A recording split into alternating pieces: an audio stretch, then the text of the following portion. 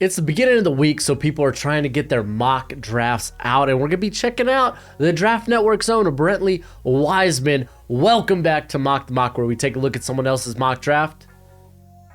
And I'm mocking, giving you my views, thoughts, and opinions. What's crack-a-lackin'? It's your boy Broshmo. Just in case you did not know so, as we switch over here, become a bro and subscribe. Leave this video a thumbs up if you enjoy the content. As always, let me know what you think in the comment section below. I love having that nice, beautiful football discourse. Real quick, tomorrow you're going to get the stock report, see how prospects did this past weekend. On top of that, we're going to have a watch-along. Kansas. We're watching Kansas, baby, this Saturday. That's going to be a ton of fun. And I think I might do a mock draft this Friday. I think I might. But let's go ahead and get into Mr. Weissman's here. He does great work. Follow him on Twitter. He's a good follow. Let's go ahead and get into it. Let's see. This is based on... Okay, so here, let me scroll down. It's using betting odds on Bet Online Super Bowl odds. As of Sunday morning. Okay, you did this before... the slate of games. That's interesting. Is what it is. Let's take a gander as the Houston Texans are first on the clock here, and he goes with Will Anderson. Very interesting. Very interesting. Play Davis Mills has been up and down so far this year, but he certainly has shown enough to allow the Texans to pass on taking a quarterback. I don't know. I don't think anyone who's picking first overall, I don't want to say anyone, but there's a handful of teams that if they're picking first overall, they're not taking a quarterback. I don't think the Texans are one of them. I see Bryce Young, Stroud, whoever ends up being the top quarterback prospect. I know Stroud's, especially with the AC joint injury with Young, a lot of people are really liking Stroud. So I just see this being quarterback. Seattle Seahawks, though, they get their first shot at the top quarterback on the board being Bryce Young. I'm a Bryce Young guy. Even at, like, we'll see with the injury, the severity, the AC joint, what type of category it is, because AC joint injury could have 6 different categories, with type 1 and type 2 being the most severe. That takes like 4 to 6 months to recover, or 4 to 6 months, 4 to 6 weeks to recover. And there can be some long-term amplifications from those type of injuries so it's just something to look out for. It doesn't sound, hopefully it doesn't sound like it's something that's too detrimental, so it doesn't sound like it's one of those two. But for me, I think there hasn't been a better thrower of the football this year than Bryce Young. On to number 3 being the Atlanta Falcons. And this is what I'm saying, man. Atlanta Falcons are fresh off a win now. But he goes with CJ Stroud. And right now he says Atlanta's been tough out this year. Marcus Mariota played well. Yes, he has. They also have Desmond Ridder there. Atlanta, so finding a quarterback for the franchise. As I mentioned, it's neck, Young and Stroud. A lot of people agree. He'd be a great point guard, distributing to the likes of Drake London and Kyle Pitts. Like I think if you get a crack at it, like, I don't know, man. I want to see Desmond Ridder, but like if you're in the top 3 and you're Atlanta, I think you have to go quarterback. I guess you don't necessarily have to go quarterback, but that just, I mean, you would have to be saying you have a lot of confidence in Desmond Ridder if you're gonna pass on CJ Stroud. I'm just gonna say that, and I don't see it happening, so I like this pick. The New York Football Jets. Oh man, I've been saying the Draft Network's high on Jalen Duncan, and oh boy, they high. They got him 4th overall. Now he says if you pull 4 evaluators who is OT1, you're likely gonna get 4 different answers, which is true. Apparently, some people like Duncan, who he's fine. I think he's pretty nimble on the feet. He's got a good frame, great length. A lot of, like, obviously, I think Skoronski's been the best. But there's concerns that, is he an NFL tackle? Is he more built for the interior?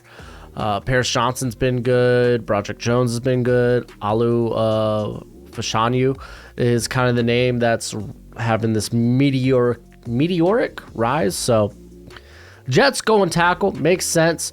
Who will be that tackle? That question is yet to be answered. It's going to be interesting to see who ends up tackle one. I really feel like there's going to be 2 tackles that go in the top 10. I think by the end of the season, we're going to be talking about at least 2 tackles as top 10 prospects. The Chicago Bears are the next team up, and they go with wide receiver Jordan Addison. I think Jordan Addison's been the best receiving prospect this season. Obviously, with Jackson Smith-Njigba being banged up, Kayshon Boutte just not being relevant in the offense there at LSU, it's allowed Addison to kind of emerge here as the top guy. I don't think I'd take any of the receivers top 10. The other guy you're staring down here is Jalen Carter. Luckily, the top 2 quarterback prospects are off the board, so you don't even have to think about that. Because, honestly, Bears fans, you could play yourselves all you want. You can't tell me that it is out of the realm of possibility that quarterback is not on the agenda potentially this offseason. Eberflus, Fields ain't his guy. He didn't draft Fields. Why is he going to tie his horse to that wagon, especially with how reluctant he is to have Fields throw the football? Shoot, man. Let me pull it up here real quick. All right. Let's see. I'll just go to PFF. Just see how many times this cat has thrown the football in games. Not even how he's done. How often have they been willing to put the ball into the hands of Justin Fields? And I'll tell you this, not many. He only has 67 attempts through 4 games. This past weekend, was the most that they allowed him to throw, 22 times. Prior to that, 17, 11, and 17. Don't tell me that oh no, Fields is our guy.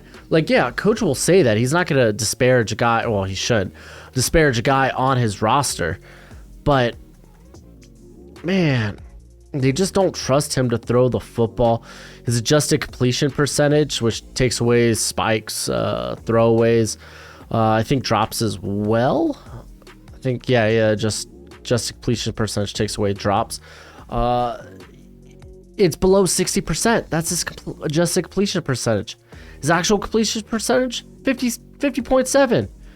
He's not doing a good job this year. Quarterback, honestly, could be a real possibility for the Bears. So, sorry, not sorry. Got to bring that up. I think with also Eberflus, if you don't want to sacrifice value here, Jalen Carter's kind of the pick. Eberflus is a defensive-minded coach, so it wouldn't surprise me if they went with that anyway. Carolina Panthers, they get a new quarterback, Will Levis. I get it. A lot of people like Will Levis. He comes from a very pro-ready offense with a lot of NFL passing concepts. He looked really good in the second half of the the Ole Miss game. I get it that the Baker experiment, it has flopped. Sam Darnold ain't your guy. You need to get someone in-house that's your guy. This feels still high for me for the next quarterbacks. I don't know if you could even talk me into I think DJU's a real possibility. He's been playing really good football this year. Anthony Richardson, you can't deny the tools of Richardson, even if you don't think that he's there from a passing standpoint, which he's not. I'm more willing to be talked into those guys than Will Levis right now at this point in juncture. All right, next is the Washington Commanders, and they're going Keely Ringo. Dude. I assume coaching staff, they're going to just scrub the whole coaching staff, which means they is going to get them a new coach. They got a lot of corners on their roster that would actually benefit from a more man-heavy scheme. Kendall Fuller is a cat that's more of a zone guy, I would say, opposed to a William Jackson, a Benjamin St. Juste. So Keely Ringo kind of added to the mix there. So I like it. It's good. It's good talent and great value. Pittsburgh, they get Jalen Carter. He just kind of falls into their laps. It makes all sense in the world. He's the best player. If he's available at 8, pull the trigger. The New England Patriots go Jackson Smith-Njigba. The Patriots offense is boring. No, it was kind of exciting with. No, it wasn't with Bailey Zappi. Nah, they got real run heavy. Though they've always been pretty run heavy. But I get it. Add in more playmakers around Mac Jones. Especially guys that could create after the catch. So Keisha Butte would be a pretty good pick here. But again, you fall into this. Is there really a top 10 receiver? I don't think so. But, I mean, you're kind of pinned into the corner if you're the Patriots. Pinned into a corner, I should say. The New York Giants go Anthony Richardson. So we see 4 quarterbacks go in the top 10. Richardson, I feel better about Richardson, more so in that, like, I guess that 15 to 20 range, just considering where he's at as a passer. But Brian Daboll, man, he's the guy that developed Josh Allen, someone who wasn't very accurate early in his career. Even now, like, Josh Allen, like, he's not the most accurate quarterback in the world, but, like, the dude can hit the big time throw. Like, he's got a nice touch to his pass. So I mean, I guess maybe he sees a little bit of Allen in Richardson. Thinks he could hone that. I mean, no question, Giants do need to move on. So it'll be interesting to see this like in late April. Where are we sitting with this? What quarterback prospects have risen to that quarterback 3 and 4 status? Are they worthy of a top 10 pick? A lot of questions still need to be answered. Detroit Lions are going Brian Brazil out of Clemson, and I'm going to continue pronouncing it that way because straight up, that's how it's pronounced on the Clemson website. If you got a problem with Brazil, take it up with Clemson's website. That's how it's pronounced. Yeah, they need to get a little bit more damage, more game. I guess he puts it here, game wreckers. They're in the middle. They just need something. Like, they got Liam McNeil, who's more their nose, and he's fine. But like Levi Onwuzurike hasn't really done nothing. So like Brazil's probably the top guy on the board. He's like elevated himself to a top 10 pick at this point. Las Vegas Raiders just got your first win this week. Congratulations. They go Paris Johnson. I'm a big fan of Paris Johnson. Their offensive line, it's like not been nearly as bad as people make it out to be, but it does need they need talent. They need better talent on that offensive line. And grabbing someone that could, because they got their Muffer right now there out on the outside. You could upgrade that with his former teammate in Paris Johnson. I would love that. If you're the Raiders, you could really go a bevy of different ways, whether it's getting some more help in the secondary, getting maybe if you fall in love with one of the interior prospects on the defensive line, more wide receiving help. Like, you really gonna trust Mac Hollins as a number 2? I know he's playing well this year, but that's how we felt about was it Travis Fulgham like a few years ago. So yeah. Arizona Cardinals go my boy Myles Murphy. Dude, their pass rush has been hot dookie. Let's actually take a quick gander. Currently the Arizona, they have one of the worst pass rushes in the league. It's actually ranked 3rd worst in the league currently via PFF. In terms of getting pressure, it's been Zach Allen, which is, you don't want to hear that. Zach Allen's been their guy, 13 pressures on the season. So grabbing a Myles Murphy's kind of a no-brainer at this point for me. He's still edge 2. He's starting to emerge these past couple of weeks. And I'll actually talk about him tomorrow, so be there for that. The Tennessee Titans, next on the clock, they go Michael Mayer. And I like this. I think offensive line I would still consider at this juncture with like Peter Skoronski around. I mean, you just want to get more talent in there. Really, like, the only guy that can be trusted on that offensive line is like Nate Davis and Ben Jones. You're still kind of figuring out what you got there at tackle because Taylor Lewan is out. They got Nicholas Petit-Frere right now playing at the right tackle spot. Let me see who they brought in. They have Dennis Daly playing there at left tackle. That's atrocious.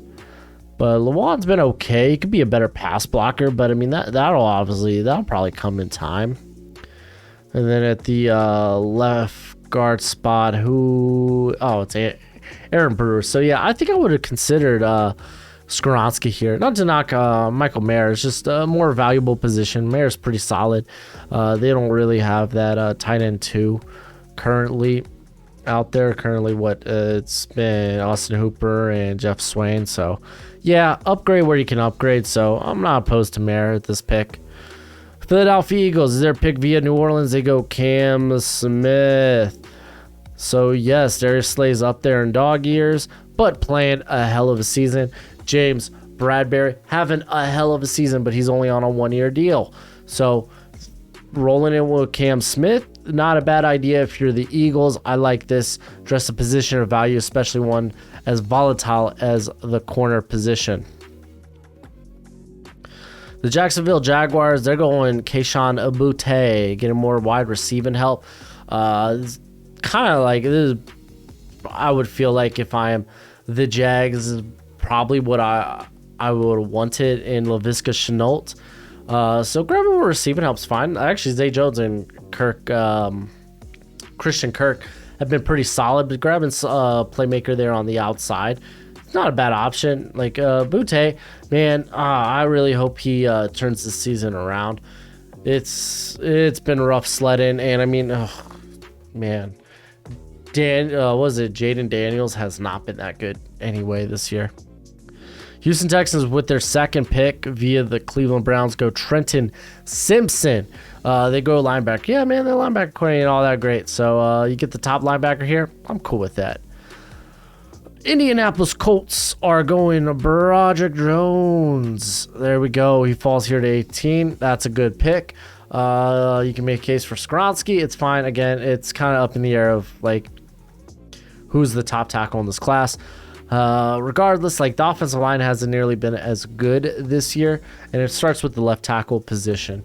So grabbing Jones, I think, would be huge. For some people, he is the top OT1. Dallas Cowboys are taking Peter Skoronski. Connor McGovern does have an expiring contract, and a guy that can really play anywhere on your offensive line. That's kind of nice. I kind of like this pick. All right, we got the Minnesota Vikings going Joey Porter Jr. So, yeah, Patrick Peterson's up there in years. I know that they grabbed Andrew Booth, but you have no idea what you have in him currently. I don't think he's played at all this year. So, Joey Porter makes a ton of sense. So, yeah, I'd be down for that. I mean, he's been on a hot rise, too. Seattle Seahawks go with Tyree Wilson. Hey, people are just higher on him than I am. Be fair, I haven't watched the NC State game from Wilson yet this year. Who do they have?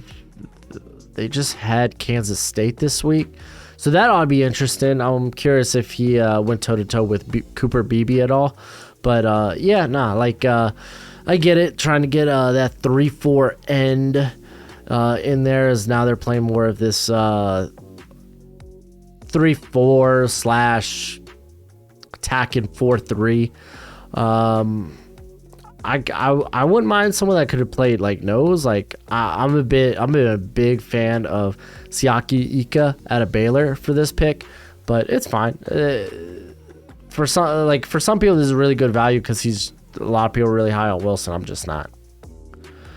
Cincinnati Bengals, they're going with Darnell Washington. Man, Darnell, I don't think he's a first rounder just yet. I know he's playing balls to the wall and he's really athletic for his size, but still, like for the most part, like this he's a blocking tight end that can probably move the chains occasionally. I don't think he's a first round talent. I wouldn't consider him as such. Bengals going tight end though. That's not foreign. If Mayer was here, he'd probably be the pick. But he's not. He was selected earlier by the Titans. Other areas you can take. No, I guess all the top tackles are now off the board, so that's not in the cards. Linebacker's kind of a foggy position after Simpson. You can keep adding corners. That's never a bad answer. Safety is always a possibility. Especially like Antonio Johnson's probably one of the top prospects left on the board here. The Bengals like to rotate their defensive interior a ton, and currently they got BJ Hill, they got DJ Reader, but grabbing another guy there would be kind of clutch. So like a Gervin Dexter, who's really helped his stock. So yeah, there's a lot of different ways they could go here. All right, we got the Los Angeles Chargers. I actually go with Gervin Dexter, who I was just talking about. This dude's had a monster year, a guy that can play anywhere, I think, along the defensive line. He's got, despite being like 6'6", he still plays with very good leverage and pad level. And honestly, they could use some help on that interior there. They brought in some of Staley's guys, but they're still having trouble stopping the run, and honestly, getting a guy like Dexter could also affect the pass. I think it would be kind of nice. The Miami Dolphins go Henry To'oTo'o. I think Henry To'oTo'o, man, there's an argument to be made. He is the linebacker 2 in this class. He's been having one heck of a season. He really has. The Dolphins don't really have a big playmaker there at linebacker. Like Jerome Baker's been all right. We got Eldon Roberts, I think, but he's kind of like, he's really just like kind of a stopgap guy, journeyman player at this point. So Henry To'oTo'o, I don't mind this. It's not Bijan. I wonder where Bijan's gonna go. The Baltimore Ravens go Isaiah Foskey. So I like this. You get a nice high floor pass rusher that's very good at stopping the run. Great length, also has a high ceiling. Will he attain that? He's looked good the past couple of weeks. And I mean, you do have David Ojabo, who will return for the 2023 season. So that's always a possibility to pair up with Owe. So you kind of get this sick rotation going on. Keela's barking about something.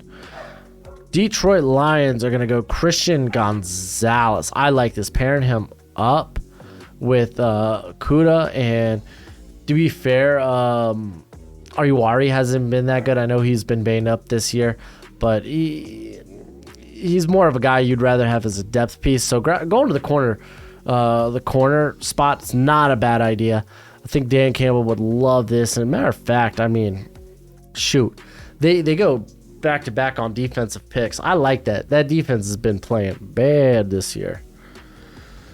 All right, Green Bay Packers go Antonio Johnson. So Adrian Amos, also, by the way, Adrian Amos playing the worst year of his career currently. Not playing all that great.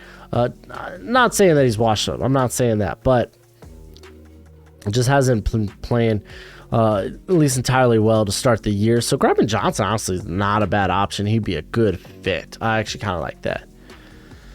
And then, oh my gosh, Tampa Bay Buccaneers go Eli Ricks. I don't see Eli Ricks coming out. Dude played all of 3 snaps this past weekend against Arkansas.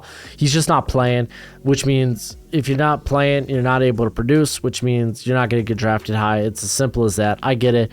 The Bucs have expiring contracts in Jamil Dean and Sean Murphy-Bunting, but Eli Ricks is too much of a roll of the dice at this point. Kansas City Chiefs go Quentin Johnston. I like this. Quentin Johnston, I need to get back to some of his tape. I think I'm going to pick up some TCU tape this week, just since we're going to be doing the watch along too for TCU versus Kansas. But he's just been a non-factor for the Horned Frogs. I don't know why. I don't know if this is a case where he's getting teams are really targeting him and trying to take him out of the game, because honestly, the offense has opened up around him. Like they've been playing good football, the receivers there at TCU. But I get Johnson's a different cup of tea than what they currently have at receiver, and the receiving room just hasn't been that explosive this year. The Philadelphia Eagles, this is their pick. They go Bijan Robinson. I mean, he's sitting here at 30. It's kind of a no-brainer, right? You got to go Bijan. He's probably going to go higher than this. It's just kind of hard to figure out where does he go. It's either the Dolphins or the Eagles. That's where everyone's mocking Bijan right now. So, I don't know. Maybe I'll do something a little different when I do my mock draft.